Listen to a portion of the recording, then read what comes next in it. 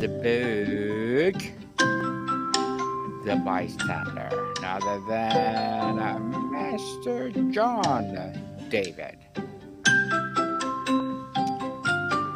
How's Welcome, it going, welcome. Daniel? Yes, welcome, Mr. David on Book One Review. And can you please introduce more about yourself that I miss? Sure. My name is John David. My debut novel is called The Bystander. It's from Thule Publishing. Came out about two weeks ago, I guess. About 2 weeks ago, officially released. And it's a contemporary mystery with thriller elements. Um, and so far been has had a pretty good critical responses so far. It's earned a few awards and had some great reviews um, by influencers and journalists and folks online and readers directly. So things are moving. Things are moving, Mr. John, and we're looking forward for more and more empowering books like this to come. And thank you so much for sharing your knowledge and wisdom to the world. The title bystander is immediately proactive. What does the term bystander mean in the context of your book, and why did you choose to center the story on this concept? Sure. So the story opens with a incident that happens at a fictional area in Jacksonville, Florida, that I call the waterfront, like a retail complex, and a armed gunman is enters this waterfront retail area, and ends up getting shot and killed by an armed bystander. And so um, that's where the title came from. But it's a little bit heavier than that. It's a little bit deeper than that. There might be a double meaning to the title. It depends on who you're on your own interpretation. So the idea, one of the things um, that I like about the title is that it's not necessarily it's kind of come it's what you make of it. Some people different people have different thoughts on it, which is great. What was the initial spark? A new story, a personal experience, a philosophical question that compelled you to write this book, It was Mr. uh it John? was it was a news story. So back 3 years ago in Indiana, there was an incident at a mall, a shopping mall, and an armed man entered the mall and with an assault rifle, and he started shooting and he killed 3 people. And it was a tragic situation. But what happened was there was a young man whose name is Eli Dickin. And Eli Dickin was having lunch in the food court at the same mall, and he was armed. He had his handgun with him, and he took out his gun and he shot and killed the um, the active shooter. And I was fascinated by this incident on like multiple levels. I thought, the guy's a bona fide hero for what he did. But at the same time, it's really interesting. In the United States, we have um, the right to bear arms, and is in our Constitution. Um, but it's at the same time, it made me think a lot about is this the way it's supposed to be? Is this the way it's supposed to be in America, that we're policing ourselves now? That and it raises a lot of questions, and I just thought it was an interesting backdrop for a story. Kind of like how did and that was the spark that inspired the idea for the bystander. The bystander effect is well known as psychological phenomenon. Mr. John, how does your novel explore this idea beyond the textbook definition, Well, perhaps making it more personal or complex? I think that I actually did not go into that, um, the bystander effect. I did not address that specifically, in my book. It's actually not really, a really relevant part of it. Um, because really the title comes from just the idea of what do you call someone who's nearby and takes action. It's not really about that psychological phenomenon that you're referencing. And Mr. John, a central theme seems to be the line between innocence and complicity. How does your story challenge the reader's own perception of where the line is drawn? It's a really an interesting we're really in interesting times, and it's probably it's always kind of like this, but there's the to me there's a really interesting question here about um what about when it comes to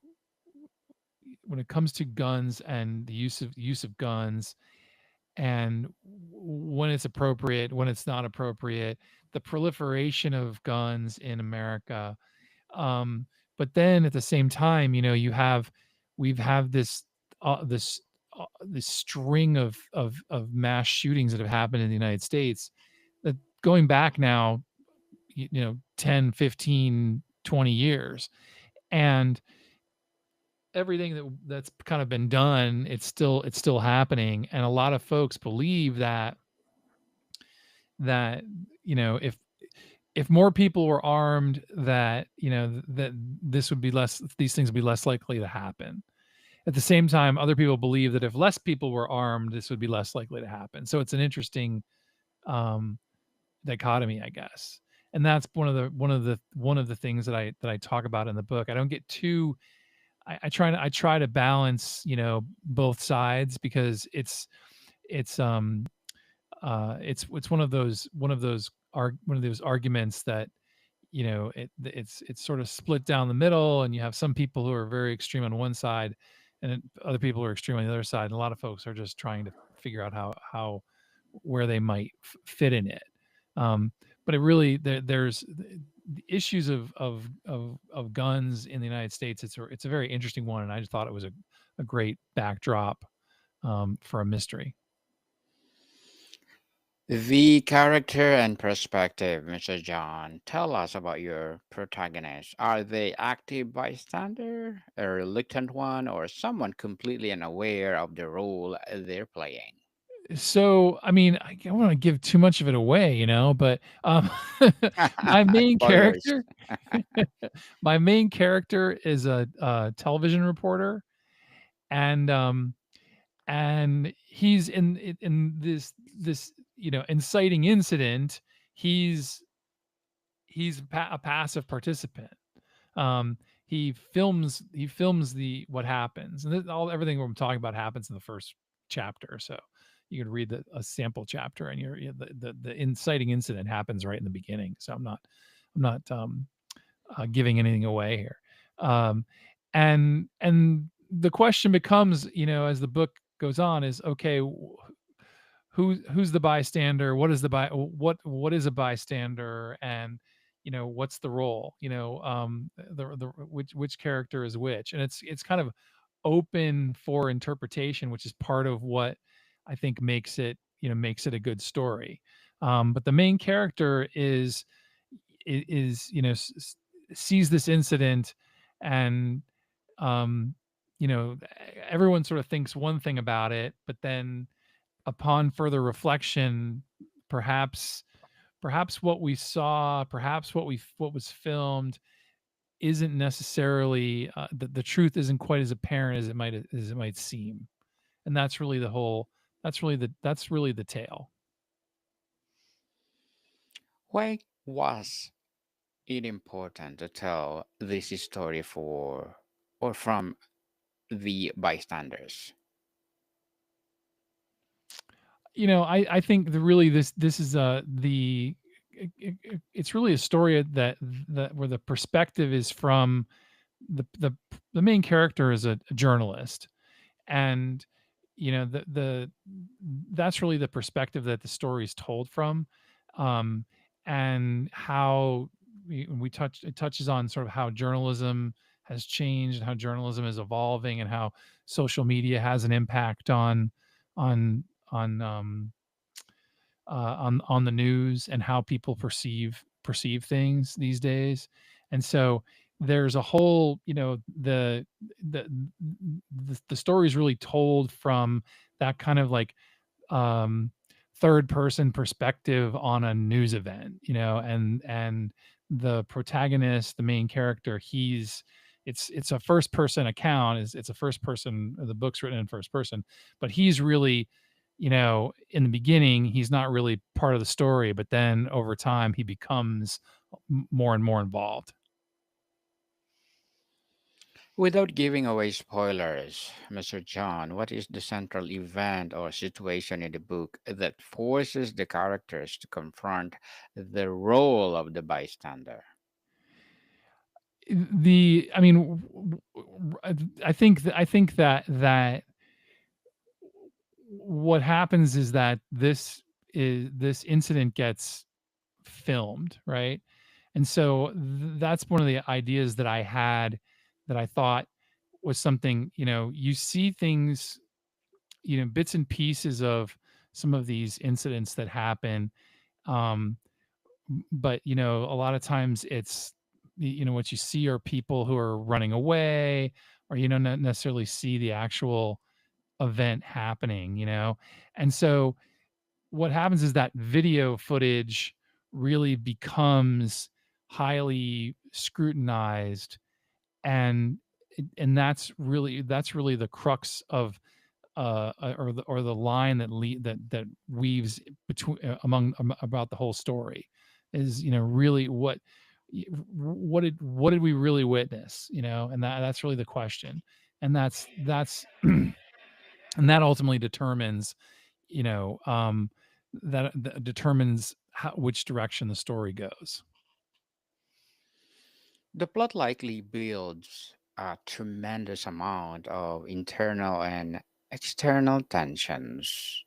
How do you create suspense in a story that may be more about psychological pressure than physical action?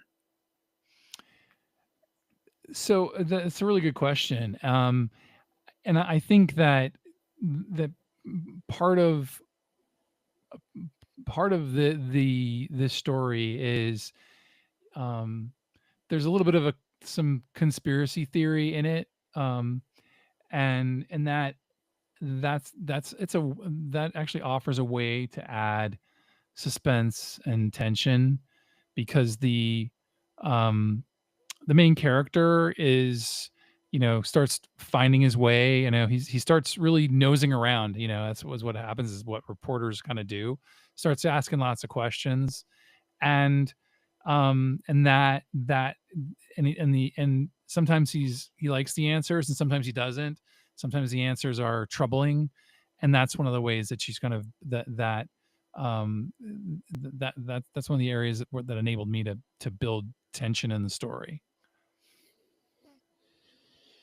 Do you structure the narrative in a specific way to mirror the protagonist's journey from passivity to a potential moment of choice, Mr. David or Mr. John?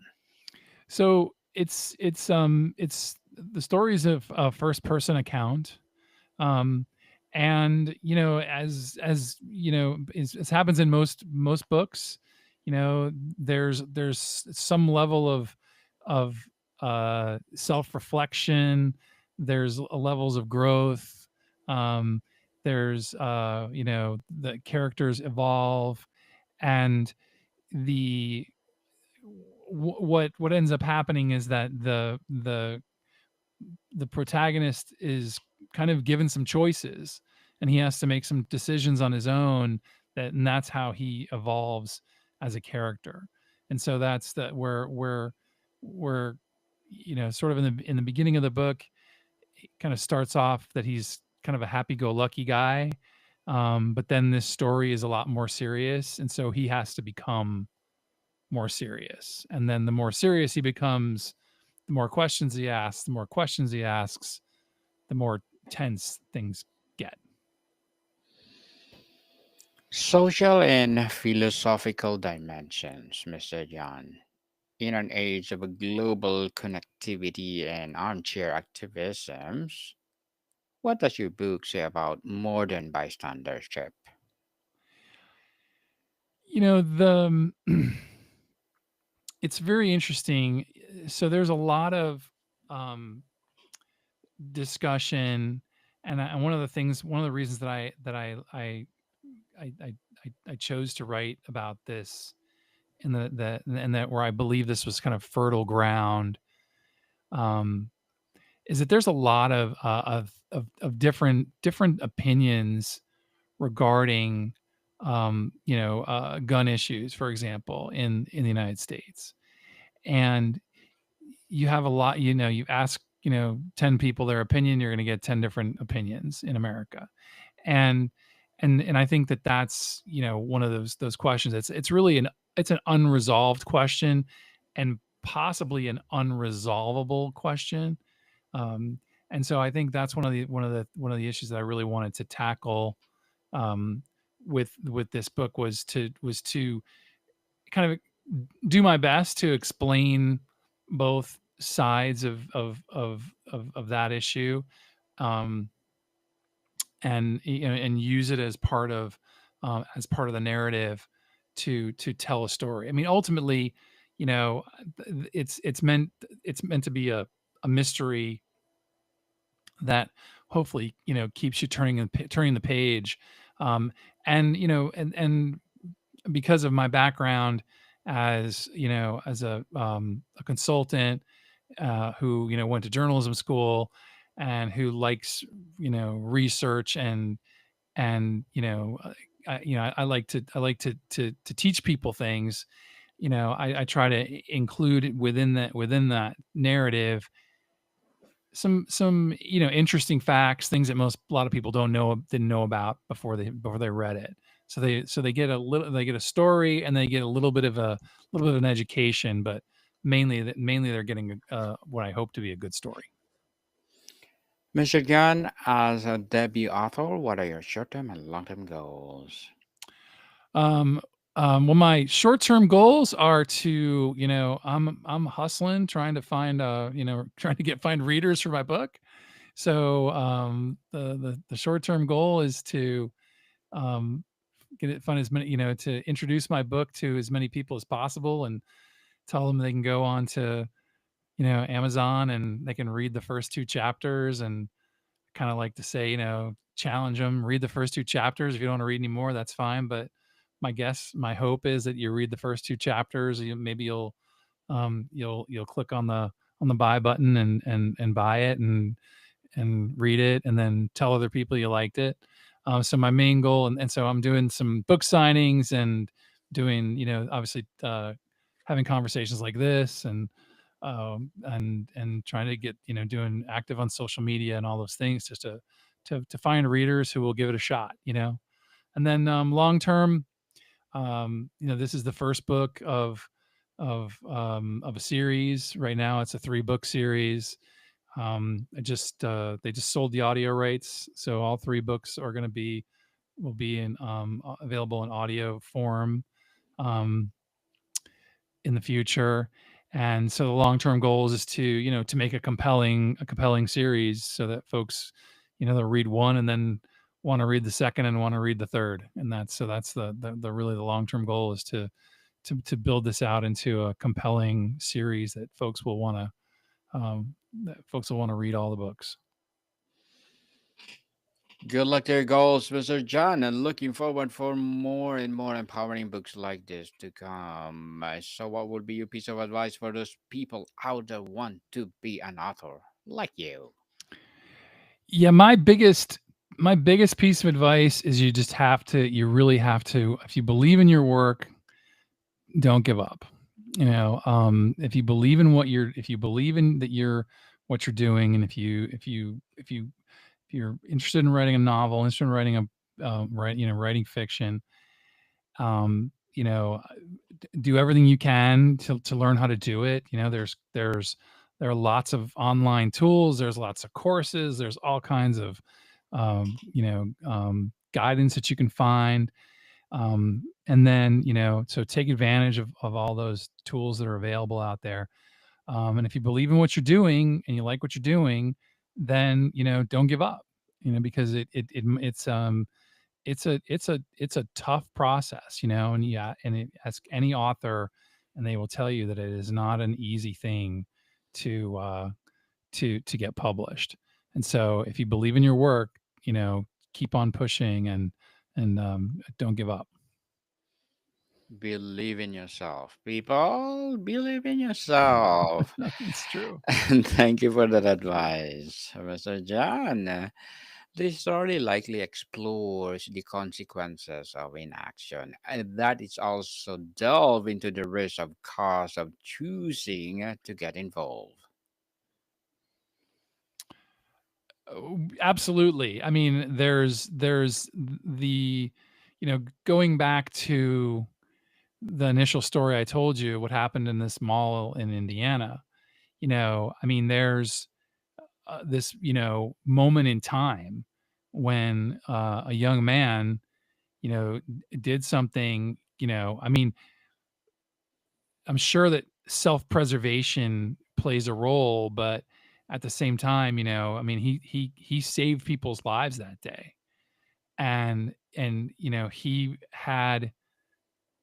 he had the presence of mind, he had the skills, and he had the courage to do something. Um and that's and that's it's an amazing thing when you think about it, because you know the having all of it's not every person has all those skills, has all those pieces. So they have the courage, maybe they have the courage, but they don't have the ability. um maybe they have the ability, they just don't have the presence of mind to seize on it. um so any number of things come into come could come to pass. So I think the big thing for people is to is seize your opportunities, take action when you can, particularly if it's gonna if it can help other people. I mean, I think that's really if I had to like one give one bit not even advice, but if I had one lesson or one thing to take away from this, is that if you have an opportunity to help other people, that and you might be the one, you might be the only one who can do it, so you got to do it. Mr. John, since publishing, what has been the most surprising or powerful reaction a reader has shared with you about how the book affected them? um I've had some really wonderful reviews. I mean, I've just had some really wonderful reviews, and everything from folks who've just said they've called the book a page turner, um, that they said it covers a lot of important issues, because there's more to this story than what we've talked about. Um, but I'll tell you, I had one reviewer online who called my book the literary equivalent to potato chips. You just want to reach for one more page, and I was pretty flattered by that. Nice one. Nice one. Mr. John. And before we wrap up our discussion for today, I'm inviting you to please to listen to my other podcast, people. My other podcast, because my Abstract Essay is already in fifth season, Abstract Poetry in second season, and my Book 101 review in fifth season too. Comedy 101 in second season, and my Food 101 in fifth season as well. Geography 101 in fourth season, and my Baby Podcast Law 101 and Mental Health 101. Love Letters in third season, and Movie 101 review, Music 101 and fourth season, and Science 101 and Sex 101 in its first season. Please listen to them wherever you listen your podcast. So, Mr. John, finally, if your book could start one difficult conversation in a book club or classroom, what would you want that conversation to be about? I think I would want it to be about taking action. I think it would be that big question of, if I was in a classroom, are you prepared to um, to take action when action needs to be taken? And that can be any number of things. I mean, that could be, if someone, um, my family, we were on vacation, my son and one of his friends were at um, we're at the swimming pool, and there was a lady who, basically, her head went under the water, and she was drowning, and my son and his friend and my sister-in-law, they pulled the guy out of the water, and eventually there were a couple of um, first responder guys who are also on vacation, and they took over. But you like, you look at in life, and you say, like, are you prepared to, like, take action? Will you take action if that opportunity arises? Because odds are quite good that something could happen. We're all going to live long lives here. That something could happen. Hopefully not violent. But life threatening things happen, and will you take action? I think that's a big question. That will be the big question. Mr. Jana, thank you so much for sharing your device thunder to the world. Hoping for more and more empowering books like this to come. So, can you please invite our listeners to support your debut book? Absolutely. So the Bystander is available, kind of everywhere books are sold, online. You can also order it from your local bookstore. You can order it from bookshop.org, and all those links and more information, reviews and latest news and information about my upcoming books and everything will be on my website, which is byjohndavid.com. Yes, people, let's support Mr. John David because if you support him for sure, as I said, more and more empowering novels like this to come. So, Mr. John, thank you so much for your time. Thank you very much. That was fun. Yes, more to come, people. See you soon.